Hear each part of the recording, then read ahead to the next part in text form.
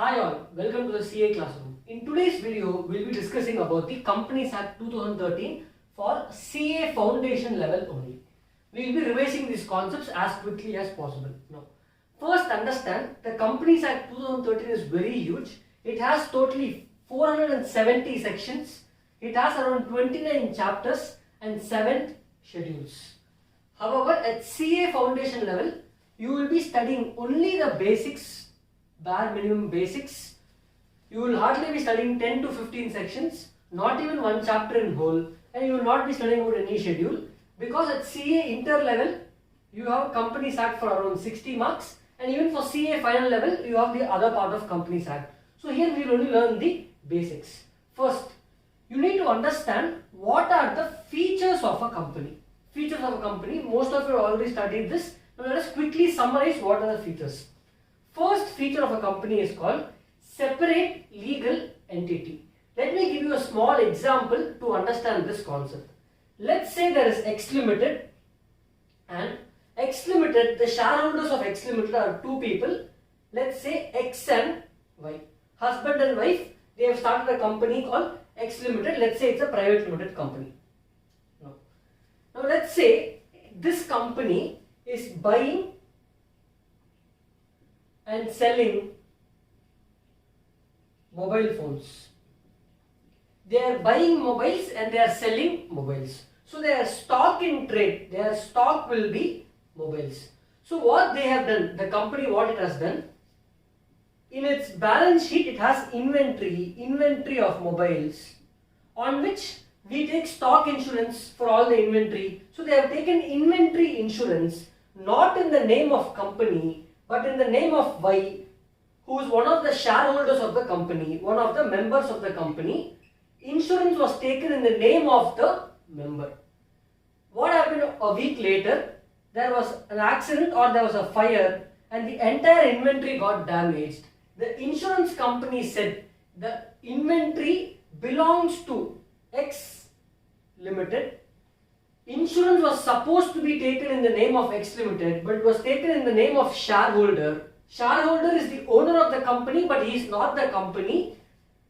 Inventory belongs to the company and hence we will not give you the claim. So the concept of separate legal entity is very simple. It says the members of the company or the shareholders are different from the company. Company is separate from the members, treated as a separate legal entity, having separate existence, having its own name. The company can buy property in the name of the company. Company can sell property in the name of the company. You can file a case against the company on the company's name, and company can sue somebody else. This concept is also from artificial judicial person. Company is artificially by law a judicial person who can act just like a person, act through the person to buy property, sell property, sue property, etc. Now, what do you mean by perpetual succession? Meaning, it's a simple dialogue, it's a simple sentence. Members may come and go. That is, the shareholders. Now, let's take a simple example. Reliance Industries. All of you know about Reliance. Who is the current chairman of Reliance? Mukesh Ambani. Now, after 50 years, Mukesh Ambani might not be there. His son will take over the company. After 100 years, his grandson might take over the company. But the company Reliance will have perpetual succession. It will have life. There is no death for the company unless the members decide to close the company. If you see, before Mukesh Ambani, his father was the founder of the company. All of that was there. So company will have existence forever. Members will come and go, owners will come and go, employees will come and go, but there is no death for a company. That is the concept of perpetual succession. What do you mean by limited liability? Let me give you a small example. Let's say X Limited has a share capital of 100, fixed assets 200 and current assets 100. Total assets side balance sheet total 300, and let's say here 300, and the balance 200 is loans taken from State Bank of India. Now, let us say the shareholder, X Limited shareholders, company has taken loan of 200. Tomorrow, let us say, because of various reasons, let's say because of COVID, coronavirus now, company has gone into losses, and because of this loss, company is closing down. Company is closing down. So they have sold the fixed asset and the current assets, 300. That is the book value, but the actual value. For example, there might be land for 100, but when you sell, you might get more money or less money. So let's say when they sold entire assets worth 300, they were able to realize only 190. Assets had to be sold at a lower price. Now they have to repay the loan with the money, with the assets. Loan to be repaid is 200, but amount available for repayment is only 190. So there is still a shortfall of 10 rupees. Normally in case of partnership, what do? If the assets of the firm is not enough to repay the liabilities, the partners used to be personally liable. From the personal pockets they have to pay. But here when you come, company is a separate legal entity, separate person. Company's assets are not enough to repay company's liabilities. Then do not ask the shareholders. Shareholders will not pay the money. When the shares are fully paid up, they will not pay the money. This 10 rupees loss has to be borne by State Bank of India. So these are the features of the company. Now let us proceed to understand few important concepts at CA foundation level in the Companies Act. What are the concepts we will discuss? We will discuss what is incorporation procedure, how a company will be incorporated, concept of MOA, AOA, and few other important concepts we will be discussing. Let us proceed to the next segment. Now, which company do you want to incorporate, or what type of company do you want to start depends upon the nature of company. Companies Act broadly covers, these are the different types of companies. Company can be classified on the basis of incorporation. Company can be classified on the basis of members, number of members. Company can be classified based on control. Company can be classified based on access to capital. Company can be classified based on liability, and there are certain other companies. Let us quickly run through these concepts. Company based on incorporation. Registered company. Registered company is a company which is registered with the Companies Act 2013 or any of the previous Companies Act. It is a registered company. Statutory company is a company which is registered under a special act, and chartered company is a company which got life because of a king charter. For example, East India Company.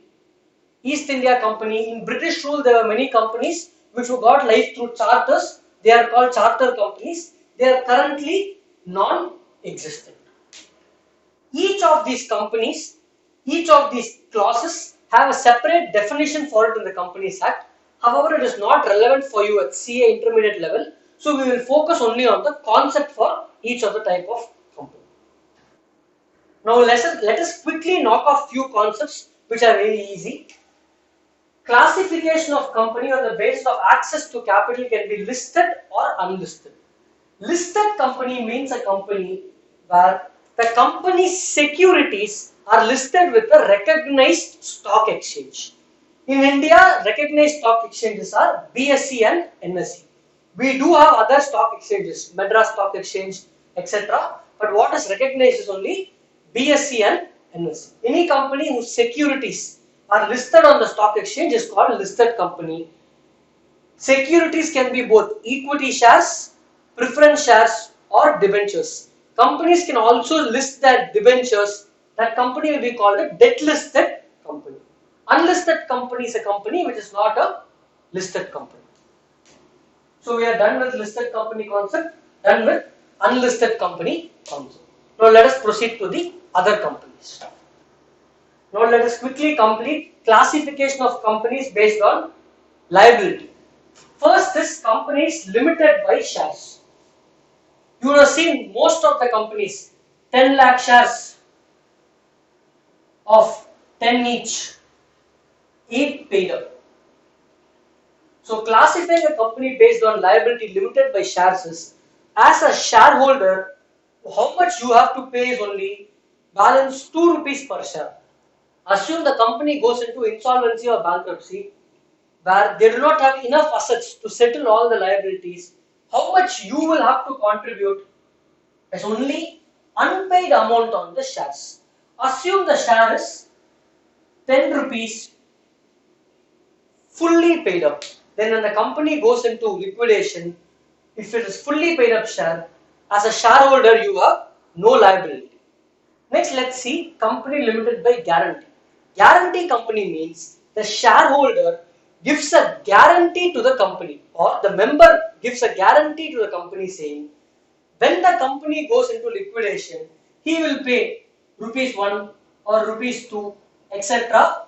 based on the terms, a guaranteed amount to the company as his contribution. Company limited by guarantee is of two types: company with share capital, company without share capital. So there can be a company with share capital plus guarantee given by the members. There can also be a company without share capital and guarantee given by the members. What is an unlimited company? Unlimited company is a company where the members' liability is unlimited. So if the company has assets of only 100 and liability is 500, the balance 400 liabilities have to be shared among the members of the company until all the liabilities are settled. These kind of companies are not in existence. So we are done with company classification based on liability. Now let us discuss company classification based on control.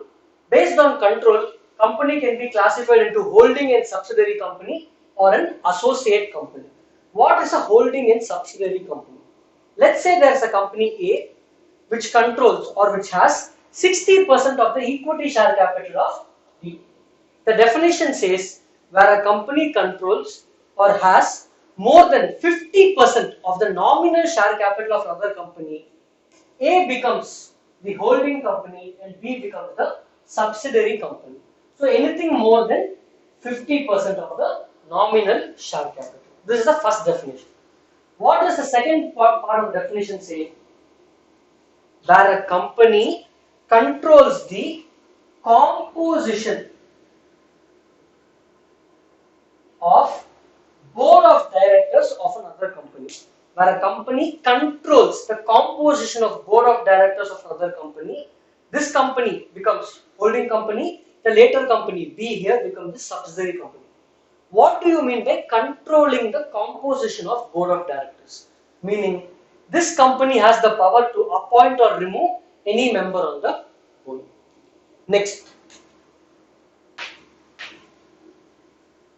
let us say A is holding 70% share capital in B. A becomes the holding company, B becomes the subsidiary company. Now let's say B is holding 60% in C. Now A is holding of B because of the first definition. B is holding of C because B holds more than 50% in C. However, A does not hold even 1% share in C, but still A will be the ultimate holding company of C. This is the third part of the definition. So to summarize, when a company is a holding company of another company, one controls more than 50% of share capital of another company, or controls the board of directors of another company, or third thing, said subsidiary becomes the ultimate holding company. Now let's see what is an associate company. Associate company means, let's say there are two companies and A is holding more than 20% of the share capital of B.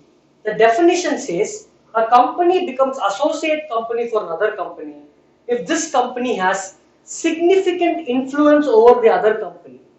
What do you mean by significant influence? It has either 20% share capital in B, or A controls the business decisions of B. Now you need to see a very important point in holding and subsidiary company. Holding company can have shares in subsidiary company, but subsidiary company cannot have shares in the holding company.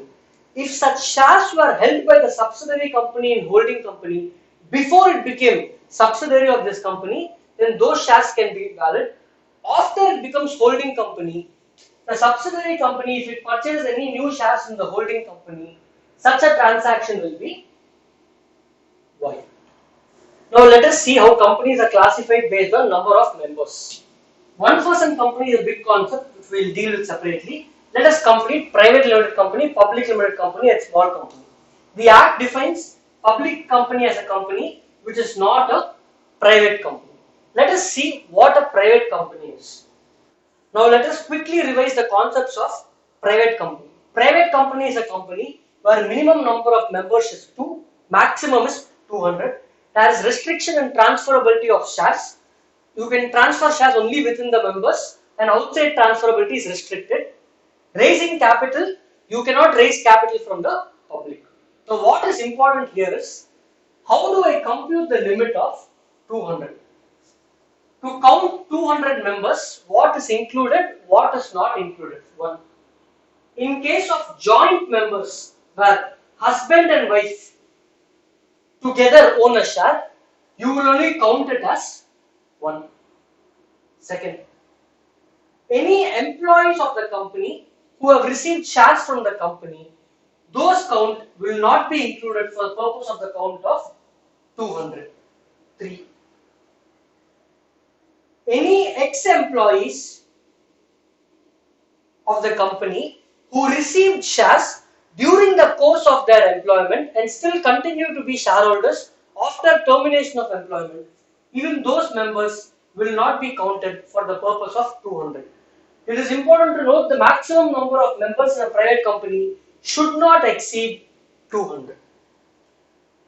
What is a public company next? As already discussed, public company is a company which is not a private company. In case of public company, minimum number of members is 7. There is no upper limit for public company.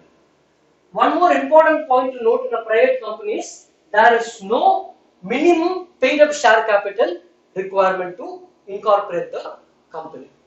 Now, let us move to a small company next. In the previous section, we had discussed about private company. Now, let us see what is a small company. Small company is a company where the paid up share capital of the company does not exceed 50 lakhs and the turnover of the company does not exceed 2 crores. These numbers should be as per the latest financial statements. However, central government is having the power to extend these limits. In future, this 50 lakhs can extend up to 10 crores and turnover of 2 crores can extend up to 100 crores.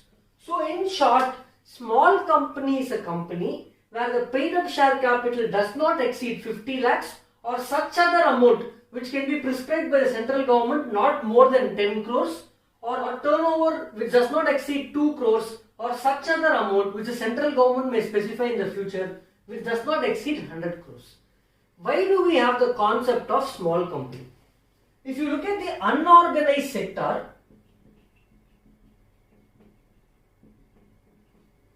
there is a lot of unorganized sector doing small businesses. If they have to incorporate as a private limited company, they have lot of compliances to do. But their turnover will be less than 2 crores. Lot of these retail shops, small companies, if they register as a private company, their cost of compliance for a year itself might be around 10 to 30,000, which is equal to one employee's salary, which they do not have to afford. In case of a small company, their legal cost will reduce because they have a lot of exemptions, lot of things they need not file as a private company, and hence the concept of small company. But however, this is not a very successful model after it's been introduced. Not many companies have been registered as a small company. Now let us proceed to the next concept of other companies. But before which, this is important because these limits have been amended recently, so you have to make note of these. Now let us quickly complete what are the different types of other companies. First, government company. Government company is a company in which not less than 51% of the paid up share capital of the company is held either by central government or by state government or a combination of both. For example, let's take X Limited. In X Limited, 55% of the share capital is held by the central government. This becomes a government company. Let's take another company, Y Limited, where 30% of the share capital is held by central government and 30% of share capital is held by state government. Combination, it becomes a government company. Third case, let's say 60% of share capital is completely held by state government. Even then it becomes a government company. So entirely by central government or state government or a combination of both. Now let's say X Limited is a government company. X Limited has a subsidiary company called Z Limited where it has 60% share capital.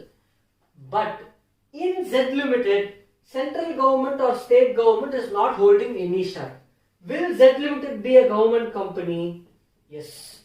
Subsidiary of a government company will also be a government company.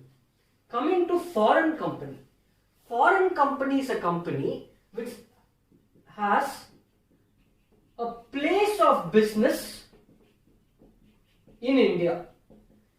What do you mean by place of business? Now, foreign company is a company which is incorporated outside India but has a place of business in India either through an agent or through any e-commerce mode or through any physical presence. It has a physical office through any mode. It has a place of business in India. Classic example is Uber. Now Uber has offices across India, but at the initial stages when Uber launched, they did not have any office in India. They were operating just through an app, through e-commerce. Therefore, it becomes a foreign company. What do you mean by Nidhi company? Again, Nidhi company is very simple. A company is formed, let's say by a community or group of people. They get deposits from that community and give loans to people within that community, and there will be some terms on that interest given on loan and interest received on deposits. Very similar to your self-help groups which you would have studied in your school.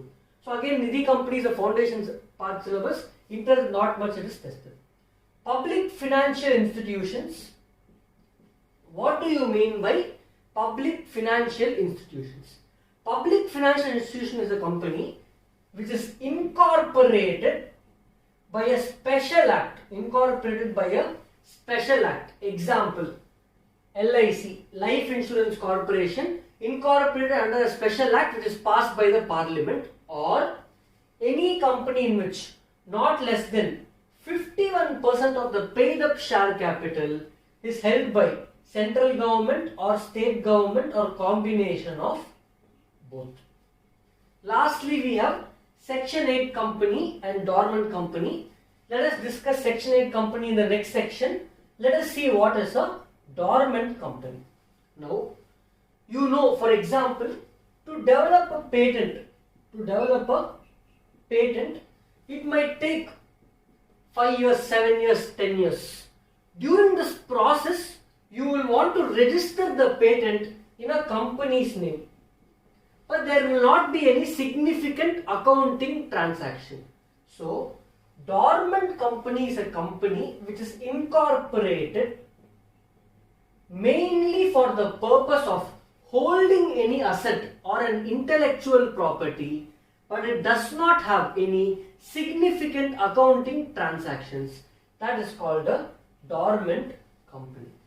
So, how to be a dormant company? Either incorporate as a dormant company or any other company, public or private, will become a dormant company if they do not file their financial statements and annual return for a period of 2 years. So this is about all types of companies. Next section, now let us discuss what is a Section 8 company. In the previous section, we had discussed about small company. Now let us see two important concepts which are important at your CA inter level.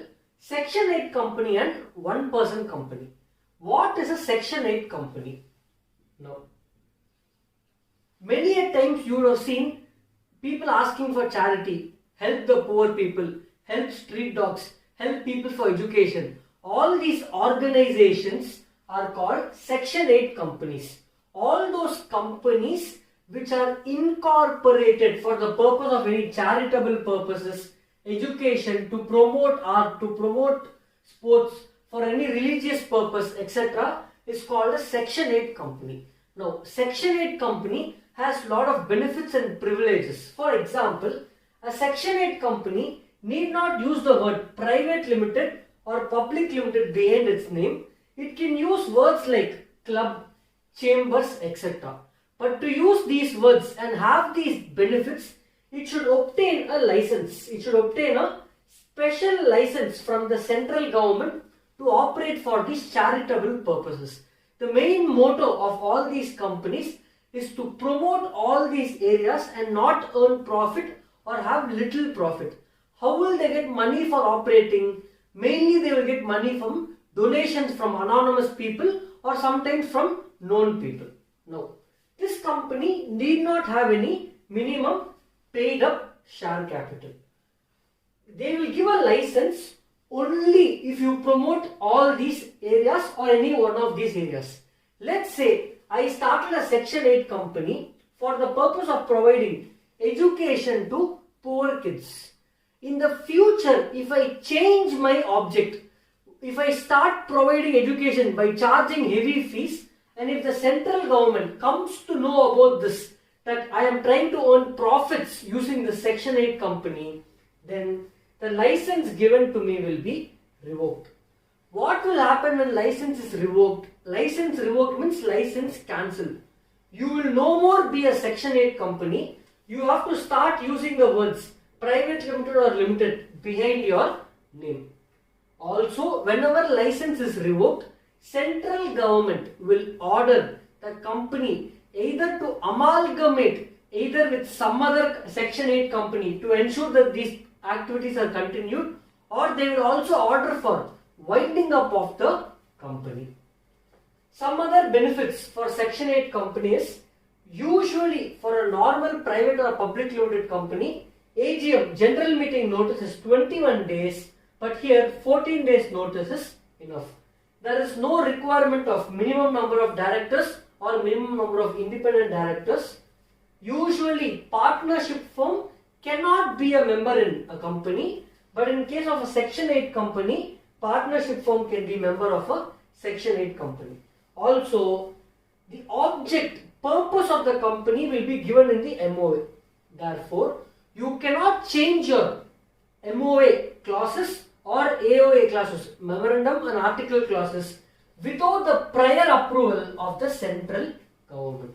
So these are few important points for Section 8 company. Now let us proceed to understand what is a one-person company. Now, you might have seen, let's take a small example. I am a photographer who takes photos for wedding events. Now, for one wedding, just to spend one day, you get paid a lump sum amount. Let's say 50,000 for one wedding. That is the standard market price if you are a good professional photographer. Now let's say you cover and work just 30 days in a month. If you work only 30 days in a month, look at the amount of money you make. 50,000 into 30 weddings, you will get 15 lakhs revenue in a year. Now, getting 15 lakhs by just working 1 month in a year by being a professional photographer, let's multiply 30 days into another extra 2 months for the purpose of processing photos. So by working just 90 days, 3 months a year, he is able to earn easily 15 lakhs a year. Assume some proper professional photographer who works for 1 year properly, how much money he will make. However, these kind of people are sole proprietors and their liability is high. And their liability is high. If there is any issue, they are personally liable. Just like the simple one photographer, there are so many individuals who are doing online business now, but they do not have an identity for themselves, and most of the revenue they get will be in form of cash and it goes unaccounted. To bring this unorganized sector, individual people who are doing business, into the organized sector, there was a concept called one person company. Me alone as one person, I can form a company. Private limited and public limited, private needs minimum 2 members, public needs minimum 7 members. Here, only one member will form the company. So, only one shareholder, one member. This member will also appoint a nominee. In case of death, if something happens to me, the nominee will become the new member. He can appoint anybody as a nominee. However, minor cannot be member of this company, nor he can be a nominee for a one-person company. One-person company will be classified as a private limited company. All the features of company, separate legal entity, etc., all those features will be applicable for a one-person company. Again, one-person company, there is no minimum share capital. Whenever one-person company is going to change its name, it is not alteration of memorandum of articles. We will have studied whenever there is change in name, it is equal to change in name clause of MOA. But for a one-person company, change in name is not equal to change alteration of MOA. In a one-person company, now for example, can I start 10 different one-person companies and be member of 10 different one-person companies? No. I can start only one-person company, or I can be nominee of only one-person company, one-person company. Next, a one-person company cannot do NBFC business. That is, they cannot borrow funds and give loans to people, and also they cannot invest in securities. They cannot invest in shares, debentures, etc. Conversion. When will a one-person company be converted to a private limited company? Whenever its paid up share capital crosses 50 lakhs or turnover is going to cross 2 crores, then it will be converted to a private limited company. These numbers are limits of your small company limits. Next, to be a member of one-person company, can, let's say for example, Barack Obama, can he be a member of one-person company in India? No. Only a natural person who is an Indian citizen can be a one-person company's member. To be an Indian citizen, he has to be a resident in India and stayed in India in the previous year at least for a period equal to or more than 182 days. These are a few important points for one-person company. So this is about Section 8 company and one-person company. Today we will see a few concepts in the Companies Act known as MOA and AOA to understand what they are. Before we get into that, let me give you a classic example. Let's say today, if you want to inquire about, say, X, if you want to know, get any information about a person, how do you get the information? You go check their Facebook profile, you go check their social media profile and you try to obtain information. You have a lot of ways in which you can obtain information about a person. Same way, if I ask you to go inquire about a company and give me details about this company, you can Google and obtain a lot of information today. But let's go back 50-60 years back when there was no Facebook, no social media, no Google. The only form of information was available to the company and there was no concept of internet. There was no internet. How do you obtain information about a company? I want to know what is a company, what they do. Before you invest money into a company, it is important to understand what is that company. All those basic details about a company will be available in a public document called Memorandum of Association. Before you enter into any transaction with the company, it is deemed and understood that you have read and understood the MOA. Before we get into what the MOA contains, let us see what an AOA is. AOA stands for Articles of Association. What is this? Again, to give you a classic example, let's say you want to join a company. The company says there are few conditions which you have to satisfy to join. You need to have minimum 5 years experience. You need to be expert in Tally. You should also have experience in auto sector.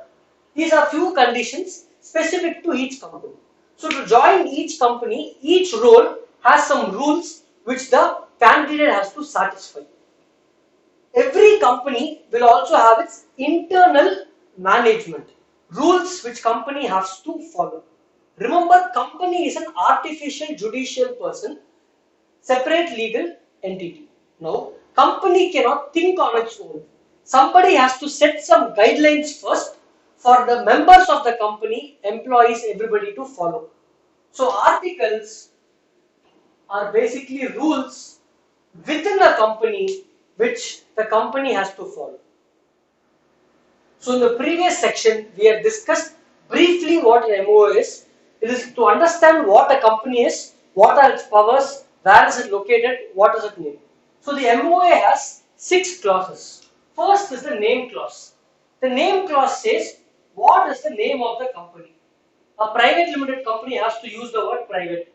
Public limited company has to use the word limited. One person company has to use the word OPC. Name of a company. Name of the company is mentioned in the name clause. Reliance Industries, etc. Situation clause. What is situation clause? Situation clause tells the address of the registered office of the company.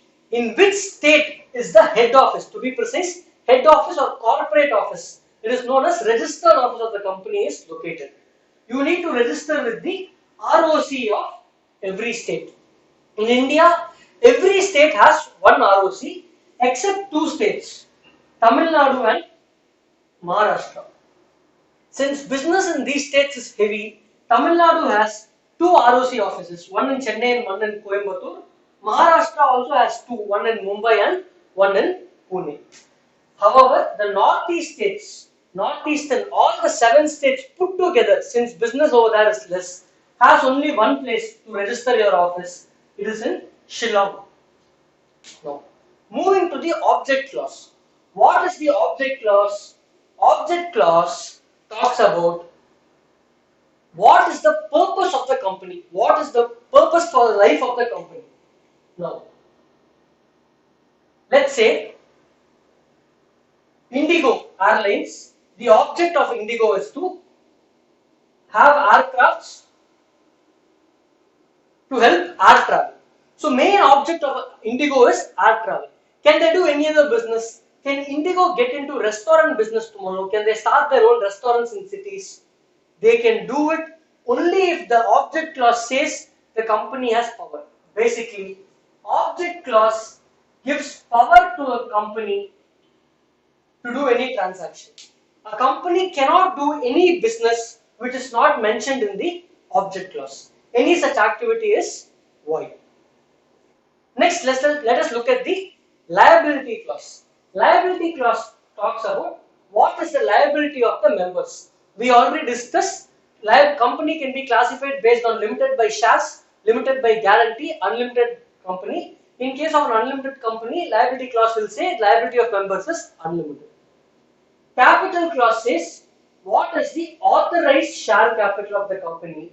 Basically, what is the maximum share capital a company can have. Association clause says the first members of the company will sign in the MOA.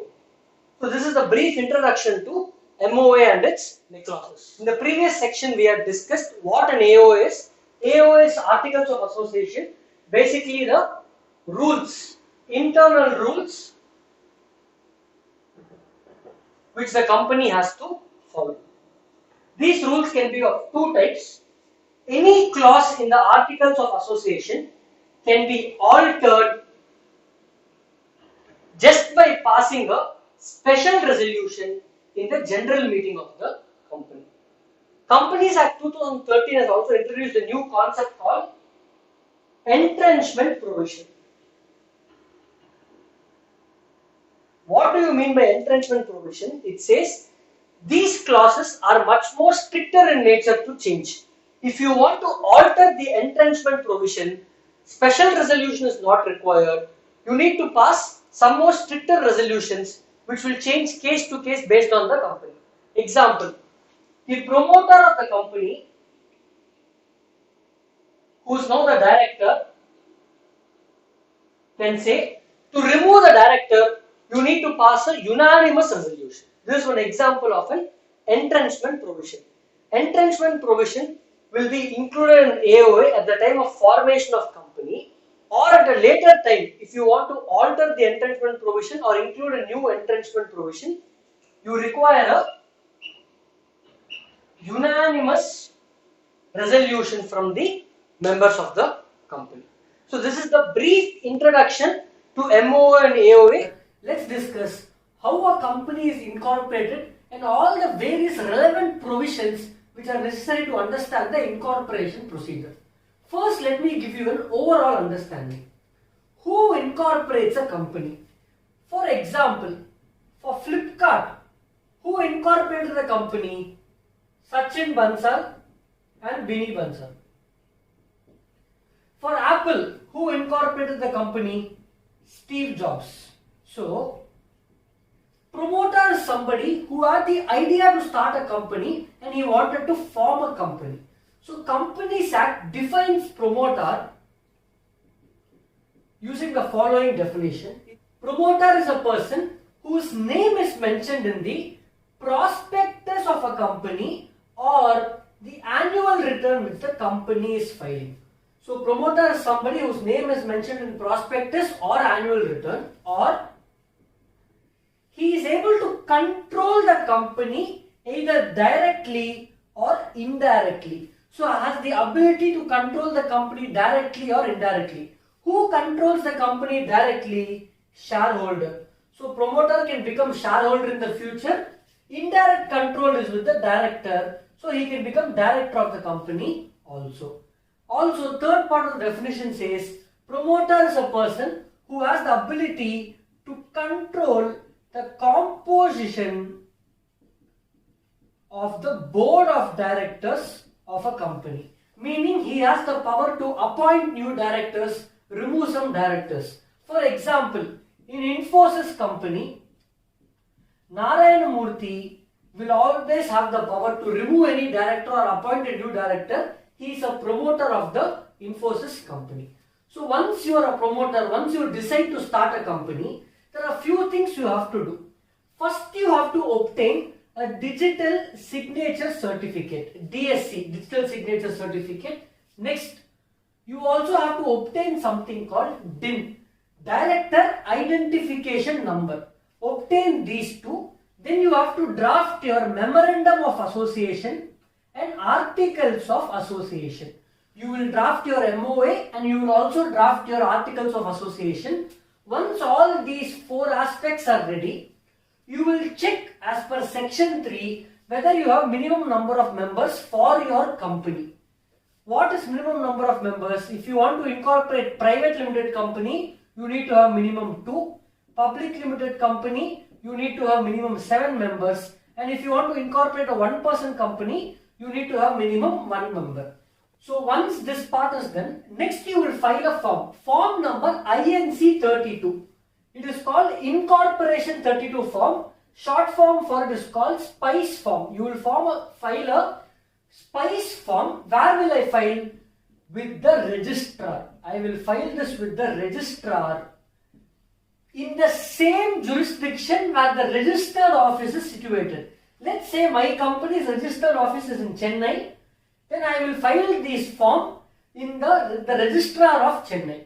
If it is in Northeast India, then your registrar will be Shillong. You will file INC 32 with registrar in the same jurisdiction where your company is located. Now, with this form INC 32, some other additional documents also has to be submitted. What are these documents?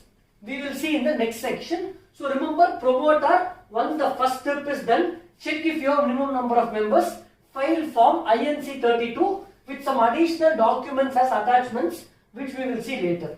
Next, once this filing is done, the ROC will issue certificate of incorporation. They will issue certificate of incorporation and a number called SIN, company identification number, which is a 21-digit number.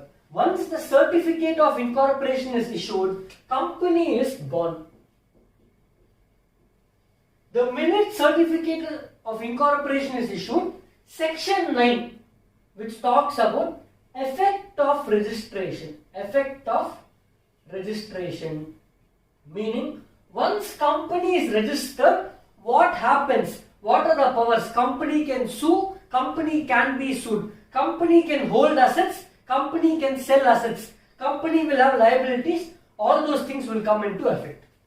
Now, in this entire process, if you do any fraud, if some documents are wrong, if some details which are submitted is wrong, then the people who are submitted such false information will be liable for fraud under section 447. Now let us see what are those attachments or documents that you have to file along with the form INC 32, or also known as SPICE form. In the previous section, we had seen what is the overview process for incorporation of company. There we had discussed some documents has to be filed along with INC level. What are these documents?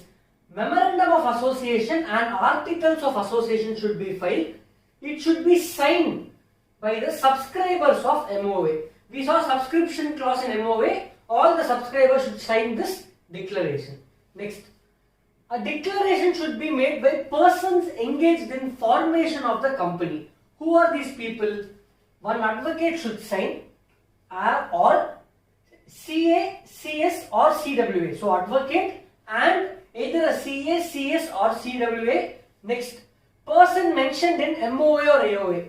Those subscribers in MOA, they should give a signature, and directors of the company should sign. They should give a declaration. What declaration they will give? They will give a declaration that we are interested and engaged in formation of this company, and we are complying with all the provisions of the Companies Act. Next, you have to give address until the permanent address, until registered offices are established. What is the temporary address for communication purpose? Then name, surname, address, nationality of subscribers of MOA. MOA subscribers give their ID proof and all of that. If the subscribers is a body corporate, then also give details of nationality and other proofs for such body corporate. Also, particulars of interest of persons mentioned in Articles of Association and their interest in other firms and corporate and their consent to act as directors. Let's say subscribers or people mentioned in articles, if they have interest in other firms, it is possible that they are a partner in some other partnership firm or already a director in some other company, they have to give a consent that I am willing to act as director in this company. Lastly, an important declaration has to be made. What is this important declaration? Let us see in the next section. Now, what is the declaration they have to file and who will file this declaration? The subscribers and subscribers of MOA and the first directors who are going to act as first directors in the company, they have to file the following 3 declarations. First, they have to say all the information they are filing with the registrar is true and correct. They have to make such declaration. Basically, I am indemnifying, giving guarantee that everything what I am doing is correct as per the law. Second, they should not be guilty of fraud or misfeasance. Misfeasance means taking bribe or anything in the past, or breach of duty. So they should have not committed any fraud, they should have not taken any bribe, and they should have not done any breach of duty in the last 5 years. If they had done, how will we know? If they had done and they had caught, if they had got caught in the last 5 years and they were convicted in a court, then they should not have, then they cannot be subscribers or first directors. So this is very important. So they will give a declaration that last 5 years none of this thing has happened.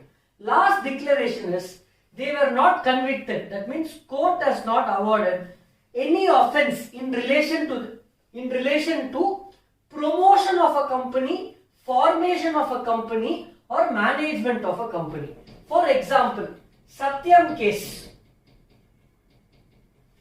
The company's promoter and the head chairman, Ramalinga Raju, he was convicted of offence of management of company in the year 2009. Then he can never be a subscriber to MOA or never be a director of a company in the future.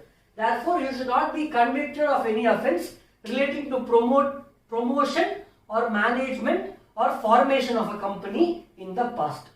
Once this declaration and all the other relevant information is filed, then our registrar will give you INC 11 certificate of incorporation, which leads to section 9 effect of registration. Now let us see if any of this information is wrong. Then if they find out that you have done any fraud, then you will be liable under section 447. Let us see what is section 447 telling us. Now let us understand what is section 447. 447 talks about fraud. Throughout the Companies Act, if anyone commits fraud, they will link it to section 447. Now, we are only discussing a part of 447. Let us see what is related to incorporation of a company. Now, at the time of incorporation, the directors, subscribers of MOA give some information to the registrar. For example, in the previous section we discussed, they have to make a declaration that they have not been convicted of any offence in the last 5 years. They have not been convicted for any offence in relation to promotion, formation or management of the company, give details of name, address, etc. If any of that information which they have submitted is false or incorrect information or suppression of material facts at the time of incorporation, if this information is found out before incorporation or even after incorporation of the company and after giving them certificate of incorporation, then the tribunal will order for the following. They will say, regulate the management of the company. For example, if one of the directors has committed fraud in the past, remove that director. Depending upon what information is wrong, decision will change. If it is a small information, they may just alter the MOA articles of association for the interest of the stakeholders of the company, creditors, etc. Liability of the company can become unlimited, or they might also remove the name of the company from the registrar of names. They can also order for winding up of the company or any other order which may deem fit. So this is about the incorporation process of the company. Now earlier we have studied the concept of separate legal entity, which said company is separate from its members. Company can do all such acts in its own name and members are distinct from the company. So there is a company is separate from its members. But in certain cases, the court has decided and the Companies Act has provided that no, company and members are not separate, they are one and the same. That is the concept of lifting of the corporate wheel. Corporate wheel means it is the wheel which separates company from members. Lifting such corporate wheel to say both company and members are the same. Now, lifting of corporate wheel, we have both statutory provisions given in the Companies Act where minimum number of members for a public company or private company falls below the limit and it continues for 6 months. Then company can lift the court will lift the corporate wheel. So there are some statutory provisions which is not there at the CA foundation level. At CA foundation level, you have some judicial provisions. That is provisions which is there in the court. Past decided case laws have become some points. Let us quickly see what are these cases. First, to determine the character of the company, whether the company is friend or enemy. In Contract Act we studied, you cannot enter into a transaction with an alien enemy. Now, during the World War, Germany and England were enemies. So that time they did not enter into any transaction between Germany and England. Like how today India and China, there are some trade wars going on. US and China, some trade wars going on, banning of TikTok app, etc. Same way, Germany and England, there were some issues going on that time. Now, no person is sitting in Germany will transact with people in England, and nobody sitting in England will transact with people in Germany. So that time what they did, people in Germany, Daimler company, wanted to sell its products in England also. So they incorporated another company with a different name owners were the same owners who were owners of Daimler company, but they incorporated in England. Then in England they lifted the corporate will of the company to say company is not different from its members here. Even though company is incorporated in England, the actual members, true owners, promoters or founders of the company belong to Germany, who is an alien enemy for us. Therefore, this company cannot be incorporated in England. To determine the character of the company, true character of the company, you can lift the corporate wheel to see who are the actual promoters of the company. To protect revenue or tax, let's say there is an individual who has crores of income. To divert his funds, he is floating multiple companies, X Limited, Y Limited, Z Limited and A Limited, and all the money he is getting as income, he is transferring to other companies and reducing his tax liabilities. Then the court will lift the corporate wheel to say company and the member are one and the same, they are not distinct people.